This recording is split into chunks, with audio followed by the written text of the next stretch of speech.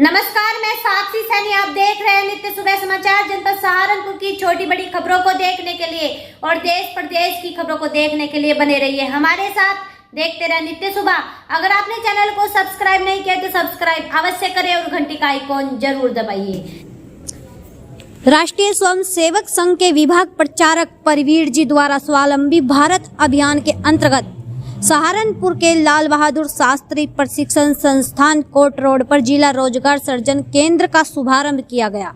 रोजगार सर्जन केंद्र के शुभारंभ पर क्या बोले राष्ट्रीय स्वयं सेवक संघ के विभाग प्रचारक परवीर जी, सुनिए। वो क्या चलेगा, आखिर कहीं ना कहीं उनको एक प्रकार का दृष्टिकोण मिलता है जिसके कारण से जीवन में वो असफल नहीं होते हैं और एक अच्छी स्थिति को और प्राप्त करना चाहिए।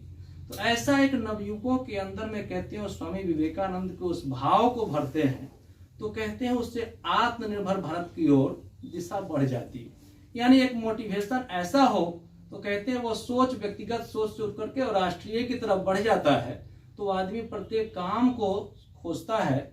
अपने यहाँ काशीपुर के अंदर ननौता के पास में गांव है काशीपुर, वहां आई थी अमेरिका की एक टीम आई थी और उसने देखा था, एक डॉक्टर अरुण जी हैं, उनके बाग को देखा था कि भाई आपके जो ये आम है ये सब पॉइजनस है, ये धीरे धीरे मनुष्य को खत्म कर देगा।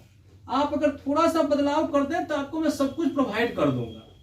आज आपको पता है कि आम के क्षेत्र के सारे अवार्ड डॉक्टर अरुण जी के परिवार को चला जाता है और अभी देखेंगे तो 250 रुपए केजी आम उनका, और कच्चे में ही उनका बिक जाता है सब।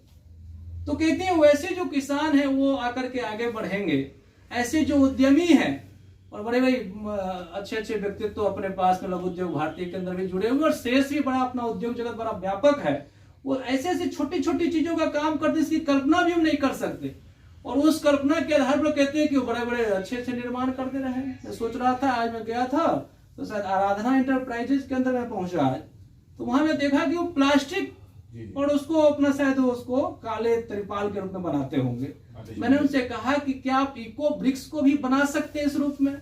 तो हम एक बार आह्वान करेंगे तो समाज के अंदर का सारा प्लास्टिक कम से कम निकल जाएगा और आप उसको काला त्रिपाल दे दोगे, समाज के अंदर बट भी जाएगा तो बहुत बड़ा काम कर देगा। मैंने कहा कि क्या काम करते हैं? तो उन्होंने कहा ये जो कार्य है उस कार्य से कैसे एक प्रकार का अपना देश भी समृद्ध होगा, समाज के अंदर में एक प्रकार की भावना विकसित होगी और व्यक्ति अपने श्रम के प्रति श्रद्धा का भाव उत्पन्न होगा। कार्य के आधार पर भारत में घृणा का कोई माहौल कभी भी नहीं रहा है। यानी हम सब लोगों ने एक प्रकार से देखा है कि एक जूता सीने से लेकर के चंडी जाप तक के काम को हमने एक समान माना है। ऐसे कार्य के प्रति जब श्रद्धा बन जाएगी, लेकिन कभी कभी दृश्य ये दिखाई देता है कि जूता गांठने वाला वो जूता ही गांठता रह गया और कहते हैं कि एक प्रकार की चीजें जो ऐसी स्थिति आ गई उसके प्रति मन में कोई घृणा का भाव आ गया तो खत्म हो गया। किसी प्रकार के गुलामी के भाव को हमको समाप्त करना, तो एक जो भाव बन गया है अपने नवयुवकों का कि किसी भांति एक प्राप्त करके मुझको बड़ा कष्ट होता है। जब मैं पूछता रहता हूँ स्कूल के मैं शिक्षकों से पूछता हूँ तो मैं पता चलता है कि आज दुर्भाग्य है अपने पूरे भारतवर्ष का जिसके अंदर जो सबसे वेल क्वालिफाइड टीचर है उनके पास बच्चे नहीं, जो उस परीक्षा को पास नहीं किए हुए हैं उनके पास बच्चे ही बच्चे। और मैं पूछता हूं कि भाई आपके स्कूल के अंदर में क्या ड्राइवर से अधिक सैलरी किसी शिक्षक को है? तो मुझको कहते हैं गिनती के कुछ शिक्षक हैं जिनकी सैलरी ड्राइवर से अधिक होती है।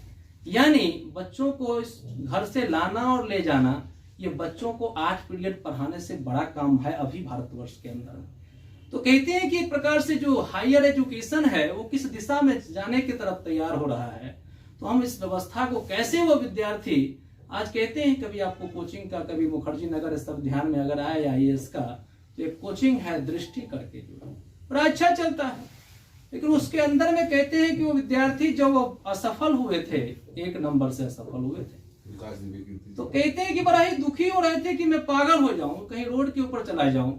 लेकिन किसी ने को दिमाग दिया कि देखो तो एक बार ट्रायल करके, और कहते हैं ट्रायल ऐसा किया तो 350 बच्चे एक बैच में होते हैं और 1 लाख से कम देकर कोई कैंपस में प्रवेश भी नहीं कर सकता है।